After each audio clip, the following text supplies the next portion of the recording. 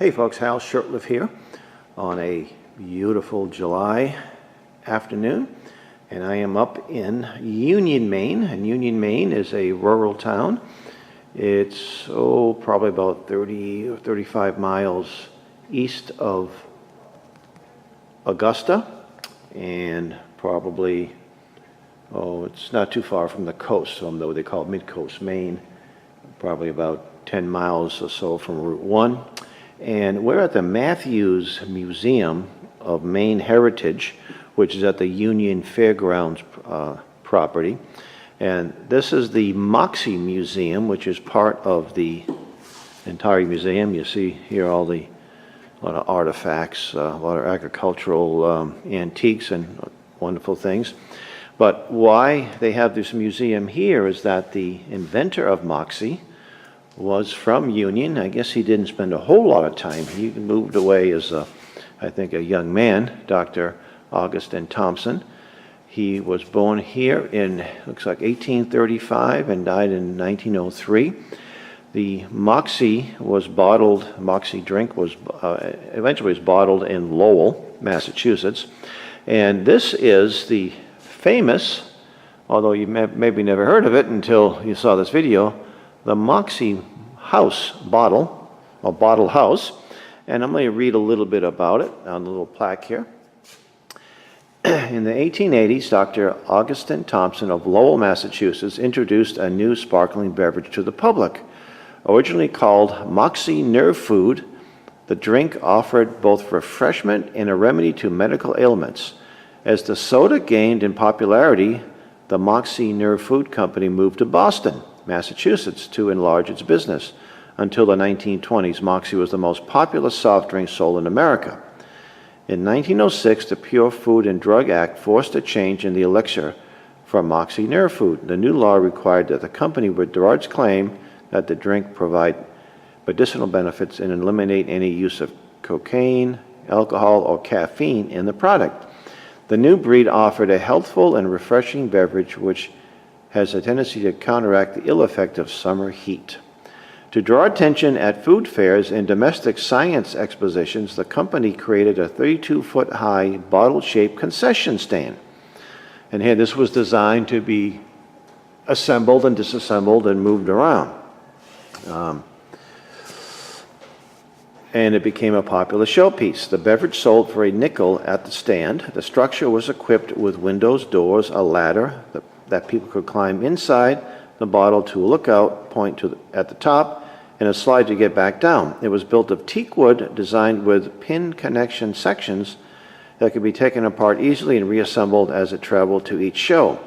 After making appearances in 1907 at Mechanics Hall in Boston and in 1908-09 at Luna Park at Coney Island, New York, in 1910 the bottle-shaped stand finally settled at Manchester, New Hampshire's Pine Island Park near the roller skating rink. Alterations were made to display both the logo and the change in name from Moxie Nerve Food to simply Moxie. By World War I, a new eye-catching Moxie horsemobiles, fake horses mounted on automobiles, became very popular, and the Moxie refreshment stand was abandoned. In the winter of 1919, Louis Messier carted it across the frozen Pine Island Pond to Lot 54 Pine Island Park's cottage area. The stand had rooms on the first and second floors and storage in the neck, and it was enlarged by the addition of two-room cottage. Messier added wiring, indoor plumbing, an upright piano, and a hammock. In 1922, the bottle home was sold to James J. Todd for $400. He moved it into a cozy space with his wife, 3 children, and a father-in-law. The family enjoyed their unique home for over 60 years. Preservation-minded owners David Lowell and Paul Heeman bought it in 1999, then carefully dismantled and stored it. In 2001, the Friends of the Moxie Bottle House bought the historic stand to restore and exhibit at the Matthews Museum in Union, Maine, the birthplace of Dr. Thompson.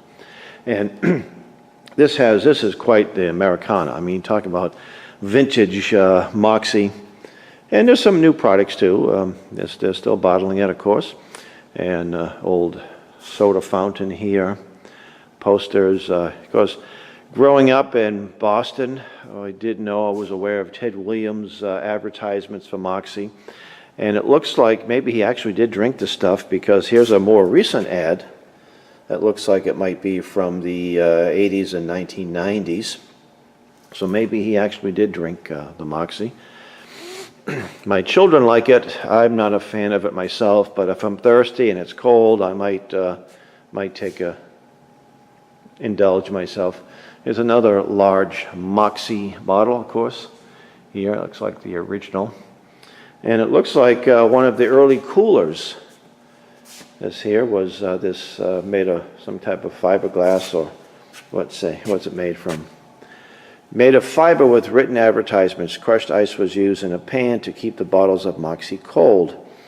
And that was designed by Frank Archer in 1900. And some various people donated, some people who actually worked for the Moxie company for years.